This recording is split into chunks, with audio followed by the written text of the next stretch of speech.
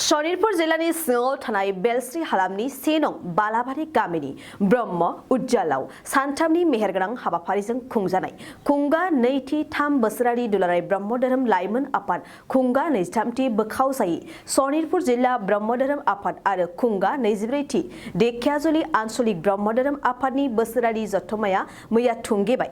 मैयानि गेवलां मेलखौ बेखेवना होयो मिरु दुलाराय ब्रह्म धोरोम आफादनि गाहाय लेंथुमगिरि जतीन्द्र ब्रह्म बिथाङा। लोगोसे गाहाय आलासि महरै बाहागो लाफैयो दुलाराय ब्रह्म धोरोम फोसाव आफादनि फोसावगिरि मनरन्जन ब्रह्म बिथाङाबो गेवलां मेलावनो थि बुंथिगिरि महरै बाहागो लायो। दारांगि मेला बियाबनि एमएलए बिजित गोरा नार्जारिजों लोगोसे गसाइगाव बीएड कलेजनि गोरायुं अजित बर' आरो सिङिलिमारि गोजौ फरायसालिनि आजिरा मोननाय फोरोंगिरि बिनोद बसुमतारी बिथाङा बे समाव बड'लेण्ड बुब्लिनि मोनसे खौरां। गिबियाव आङो सोरजिगिरि जोंमा गुरुनिसिम आंनि गोसो गोरबोजों खुलुमनायखौ हरबाय।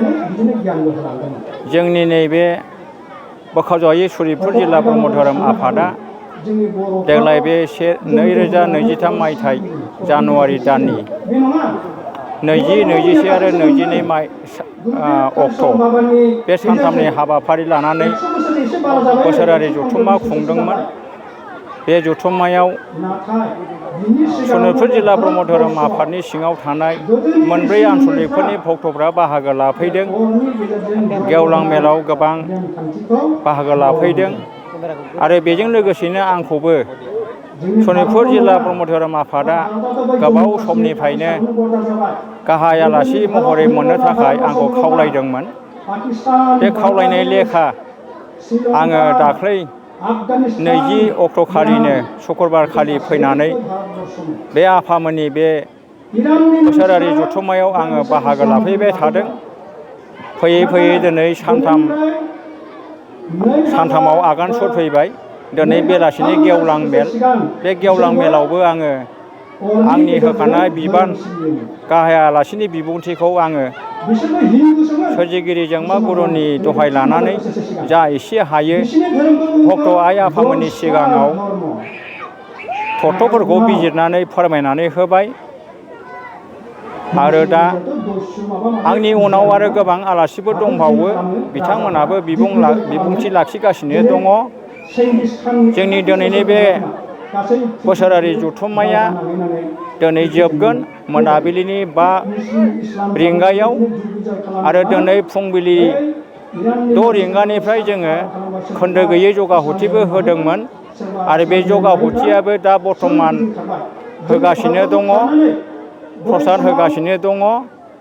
दा जोङो नैबे गेवलां मेला जोबखांनायनि उनाव जोङो 5 रिंगायाव बे खोन्दो गैयै जगखौ फोजोबगोन आरो बिनिफ्राय जों बयबो शनितपुर जिल्लानि सिङाव थानाय मोनब्रै आन्चलिकनि भक्त आइ आफामोनहा गावबागाव जेरैबायदि सुबिदा लाना फैदोंमोन गावबागाव न'आव दावबायलांफिनगोन आरो आंबो दिनै हरसे थानानै गाबोन फुङाव आंनि न' फारसे आवगायलांगोन।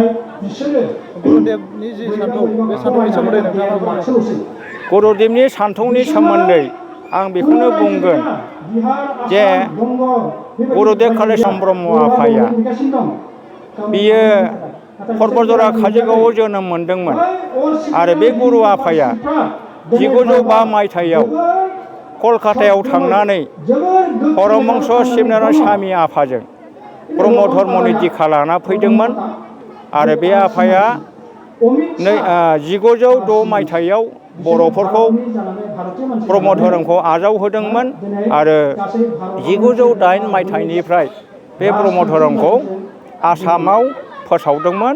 आसामनि अनगायैबो बेंगलाव फोसावहैदोंमोन।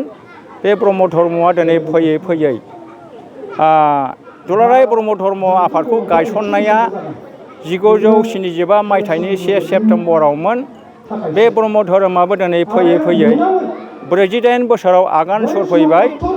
देग्लाय बे गुरुदेब कालिचरण ब्रह्म आफाया फोसावलानाय ब्रह्म धर्मखौ दुलाराय ब्रह्म धोरोम आफादा देग्लाय क'क्राझार जिल्लानि सेरफांगुरियाव सानथामनि हाबाफारिजों फैबाय थानाय फेब्रुवारि दाननि 15, 16, 17 खालार खालि खुंनो थाखाय लाहार फाहार खालामदों। बेवहाय गुरुदेब कालिचरण ब्रह्मनि माखासे बंस' फोलेरफोर दङ बिथांमोनाबो बेयाव बाहागो लाहैगोन बेवहाय गुरुदेबनि जिउ खौरांनि सोमोन्दै सावरायनाय जागोन जोंहा गुरुदेब कालिचरन ब्रह्म ट्रास्ट दं बे ट्रास्टनि बिबानगिरि आफामोनहानो बे आफादखौ दैदेनगोन आरो बेजों लोगोसे जोंनि दुलाराय ब्रह्म धोरोम आफादनि बोसोरारि जथुम्मायाबो बेयावनो आबुं महरै बेरखांगोन होननानै आङो आसा थिदों जोबनायाव आङो बेखौनो दिनै फोरमायथिनानै आंनि बुंनांगौखौ एसेयावनो फोजोबनाय जाबाय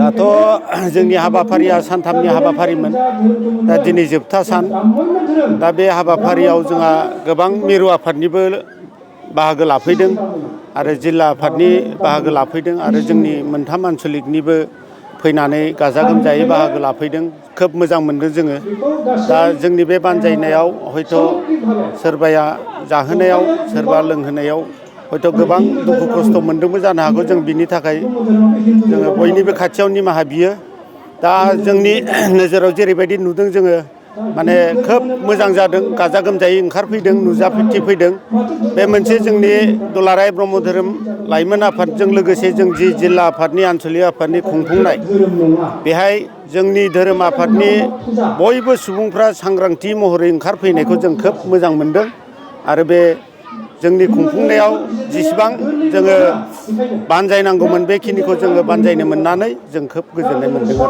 नोंथाङा सानाय सुनाय बेरामनि जेंनायाव गोग्लैदों नामा? जुदि नोंथाङा सानाय सुनाय दंब्ला जिंगा सिनांगौ गैया। चिरां जिल्लानि बेंटल गेट साफागुरियाव दायो एसआइ निउर' थेरापि सेन्टार दंसै। बे थेरापि सेन्टाराव नोंथाङा गोरलैयैनो देहानि सानाय सुनायखौ फाहामथाय लानो हागोन। बे आथिं सानायानो जाग्रोदों ओमफ्राय जानाया एसे सिगांनिफ्रायनो जाखादों ओमफ्राय बिदिनो गुबुन गुबुन मुलि जाबाबायदों ओमफ्राय हामाखै दिनैनि ट्रिटमेन्टआ आङो एसे मोजां मोनसिनबाय। जेरै सिं सानाय आफादावरि सानाय मोदोम जरा सानाय आइजोफोरनि जेंना खर' सानाय बायदि बेरामखौ फाहामनाय जायो।